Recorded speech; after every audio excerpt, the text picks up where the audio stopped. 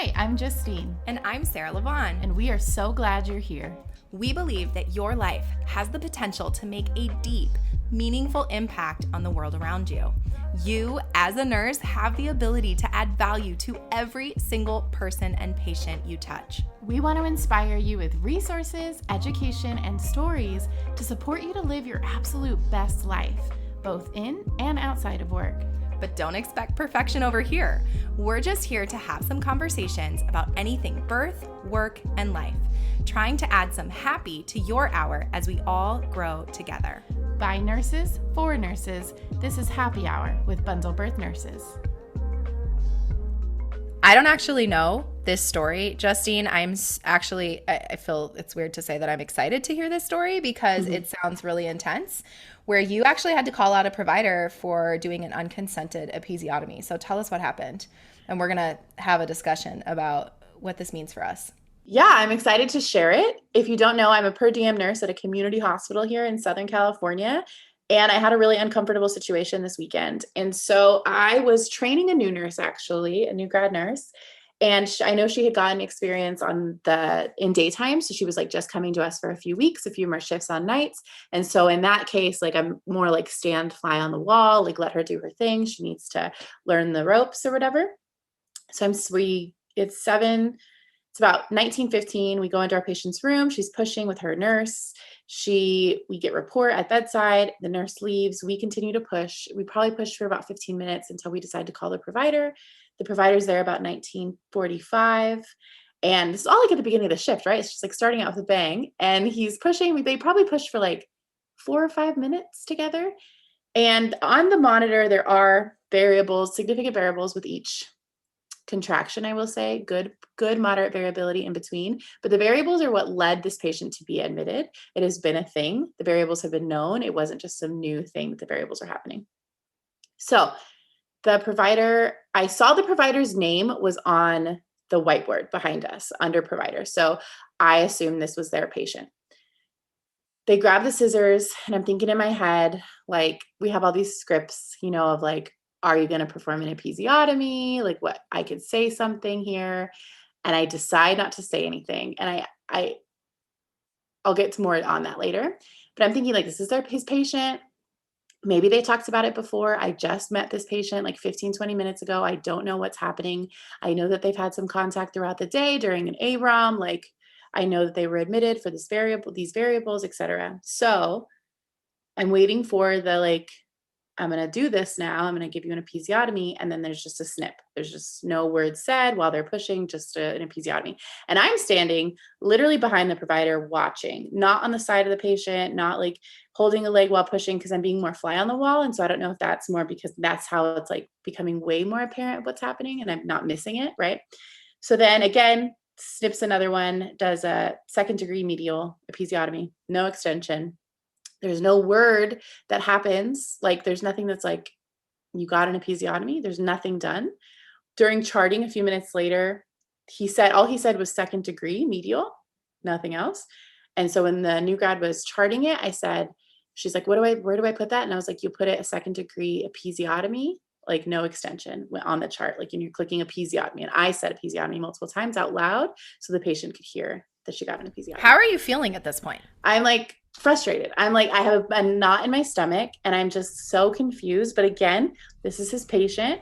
And I'm like, maybe they've talked about it. Like, it's like so nonchalant. It's the most nonchalant thing I've ever witnessed of like, we did this. So then we asked the provider for the pediatrician, like, who would you like to choose as a pediatrician? He was like, oh, well, who does her doctor choose usually? And at that point I was like, whoa, like, so this provider was on call for another one. And I was just like, dang, like, this is not his patient. He doesn't know this patient. He's just delivering for this other provider. And so we have the conversation, blah, blah, blah, we wrap it up. I leave the nurse in there during the beginning of the recovery, and I go out to the nursing station and I'm like, I have to talk to him. I have to talk to the provider.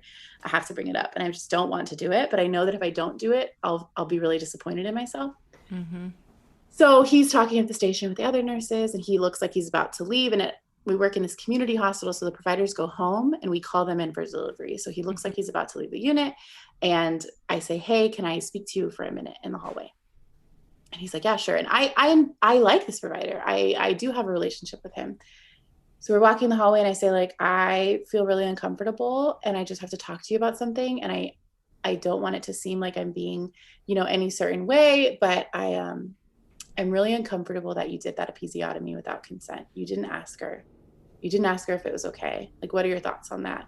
Like, and then I said, even though I know it's not, I just, to help diffuse the situation, I said, is it because it's written in our consent that they sign? Is it written in there? I'm not quite sure what's all in that consent. Like the consent to treat, does it say episiotomy? I'm just trying to help, like, yeah, give the benefit of the doubt. Teach me, provider. Yep.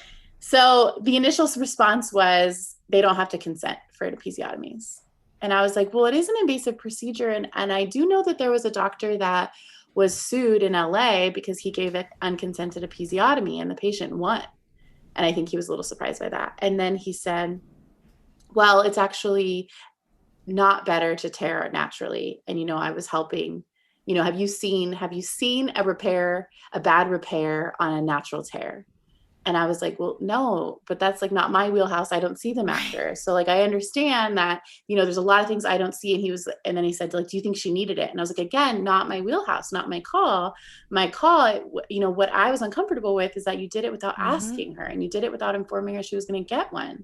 Yep. And ultimately the conversation led to, I don't even know if I should share his ultimate feelings. I feel like it's a little. Oh, you should share it.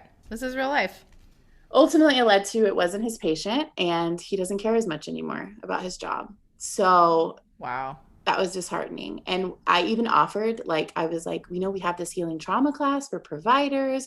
Would you listen to it? If you had it, would you listen to it, even in your car? And he said, no, he wouldn't. Wow.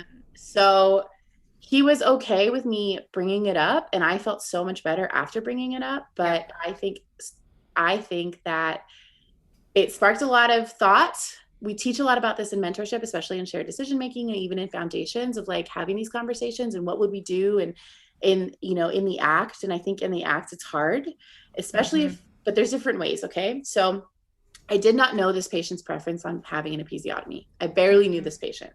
Like I knew her for like, I barely knew 5 her, seconds. right? I did not realize that wasn't her provider, and that's on me. I should have looked at the chart, but it was just like, it said it on the board. I trust other nurses. I'm like, oh, we're calling him in for delivery. So I think that would have gave me a little more insight. I didn't say anything in the delivery. I do know this provider, and I think that's the advantage of being Libre nurses. We know these providers, and I don't think saying anything during the delivery would have been helpful. I think it could have gone south. And so saying something after, I do think it probably put something in his heart, because later in deliveries, there was no more episiotomies. Later in the night, I kept asking the nurses, I'm like, did he do one? And in those cases, based on those strips, I wouldn't have been surprised if he would have. So I was like, okay, maybe something softened in his heart a little bit. I think approaching it I'm not very confrontational and I'm not very aggressive at all. And so I think approaching it in a way of like, I'm just concerned, right? Using those cuss words. I said that to a nurse. I was like, you got to use those cuss words. And she was like, I just got to cuss them out. And I was like, you may feel like you want to, but no, like I'm concerned. Help me like understand. It's understand, right? And then this feels like a safety issue. And so I think that was really what I did, right? So I said, like, this made me feel uncomfortable. Like, help me understand why you didn't ask for a consent. Was it because of this? And then I forgot to mention, I told him, I said, I feel like me not saying something to a provider after this happens is what's leaving this moral residue in my heart, because I feel like I'm contributing to trauma. And I said, doctor, like, you may have heard, like 1 in 3 birthing people are facing birth trauma. And 60% of those people say it's because of the care they were provided. And in my head, I'm like, I probably doesn't know those numbers, but I like the way I presented it, right? Like, you probably know, or you may have heard, like, it helps you stay like, we know that you're the expert in a lot of things you do. So just help me learn. And, but the goal wasn't that he was going to tell me like, I'll never do this again. The goal for me was just 1, get it off my chest, 2, know that I advocated afterwards at least. And then 3, hopefully help him make a different decision next time. Well, and this is how any kind of change happens in everything that we're trying to do. And I know everybody listening is trying to do. Like, we want better. We don't want to have to walk home and like think about the unconsented episiotomy that we didn't stand up about or didn't bring back up later for literally potentially our whole career. There are certain things I'm sure I could come up with right now that happened years ago, like 10 years ago, that I'm like, oh, I should have done this.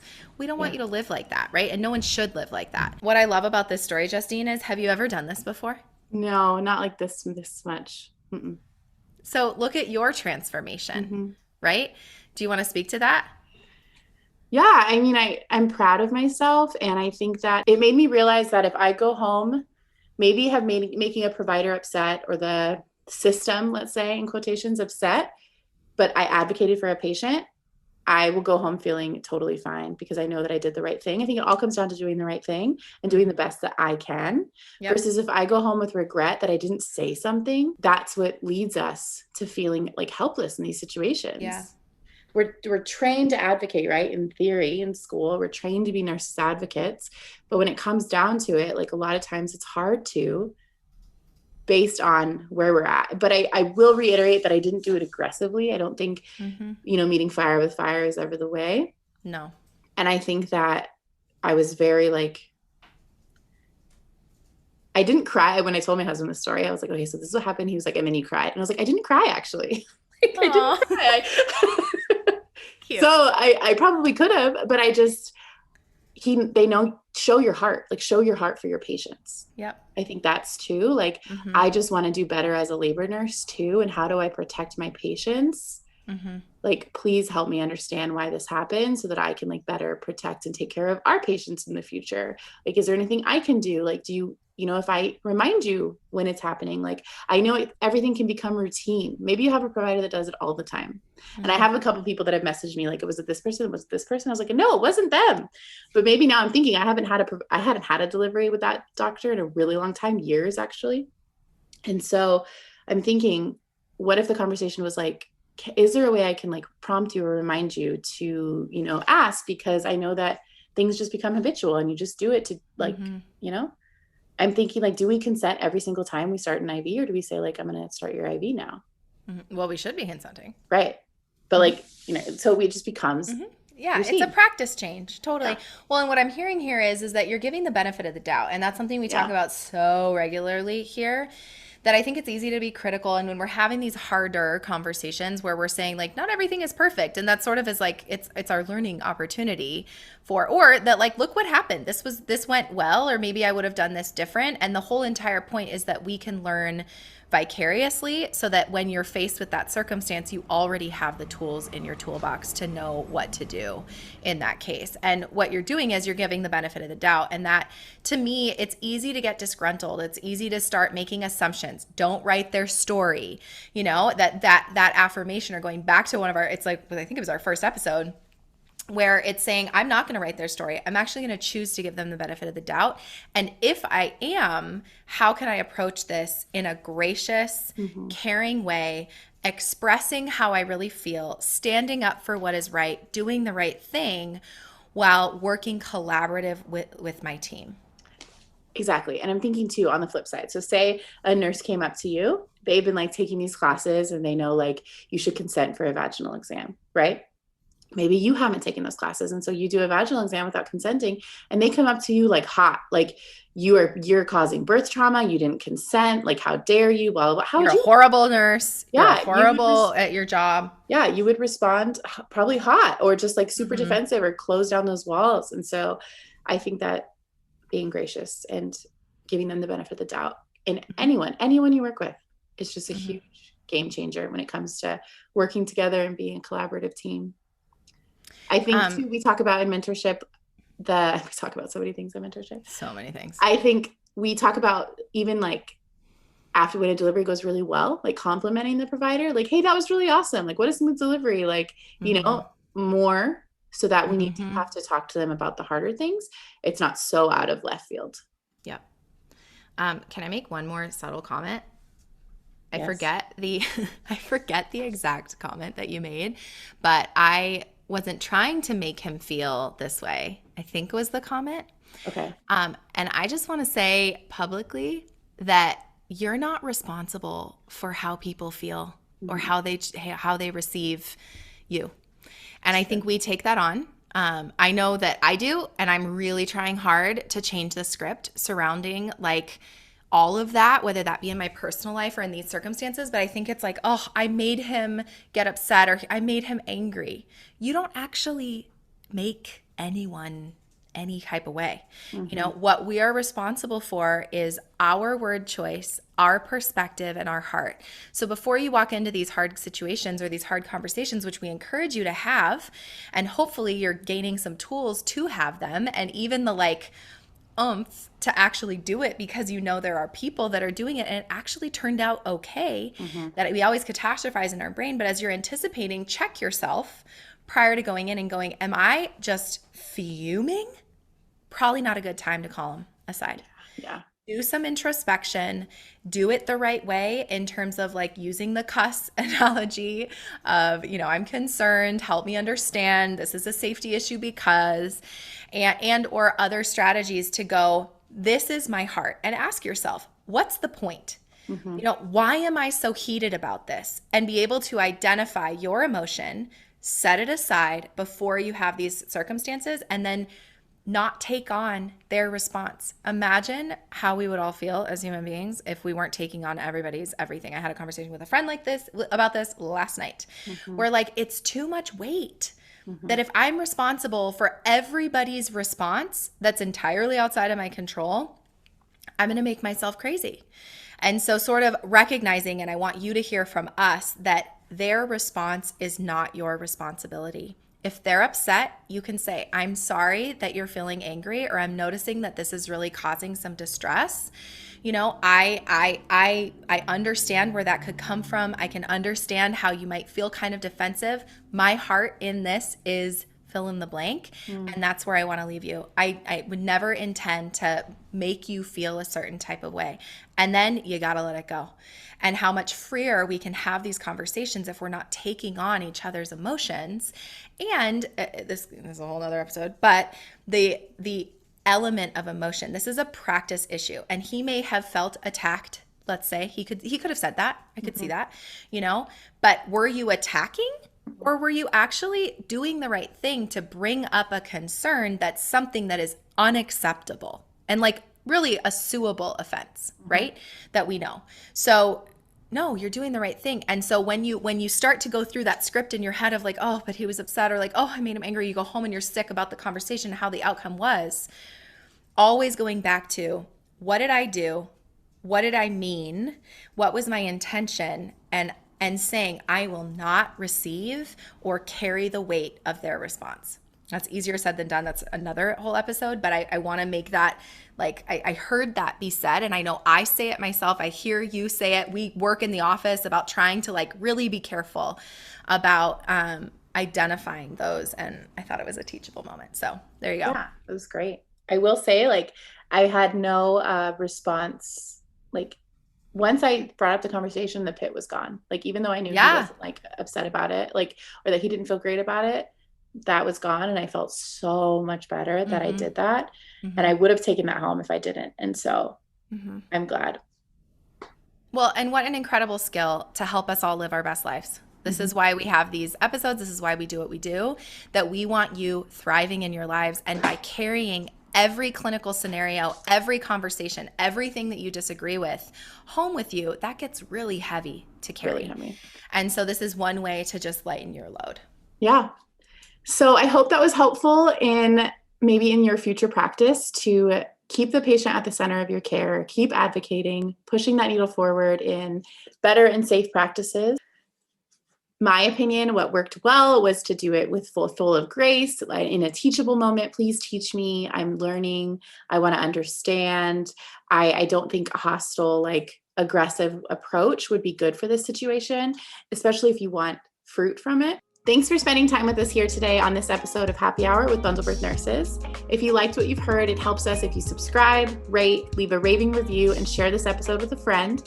If you want more from us, head to bundlebirthnurses.com or follow us on Instagram. Now it's your turn to take what you learned today and apply it to your life, giving honorable, patient-centered care to every patient you care for.